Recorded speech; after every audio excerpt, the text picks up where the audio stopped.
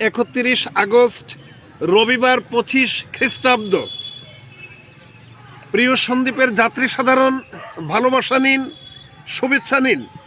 Present সোনালী সন্দ্বীপ। আমি স্থানীয় সাংবাদিক চারু মিল্লাত বলছি। আগামীকাল স্বপ্নের ফেরি সীতাকুণ্ড বাঁশবাড়ি থেকে ভোর 4:30টায় সন্দ্বীপের দিকে ছেড়ে আসবে, আর সন্দ্বীপ থেকে স্বপ্নের ফেরি ভোর 6টা সীতাকুণ্ড বাঁশবাড়ির দিকে ছেড়ে যাবে। উল্লেখ্য, দীর্ঘদিন ধরে সন্দ্বীপবাসীর সীমানা নির্ধারণ নিয়ে জটিলতা। অবশেষে সন্দ্বীপের হাতে গোনা কয়েকজন লোকের অবদান সম্প্রতি শুনানি হয়েছে ঢাকায়। সেখানে সন্দ্বীপ সমিতি, ঢাকা ডেভেলপমেন্ট ফোরাম এবং অন্যান্য সংগঠন।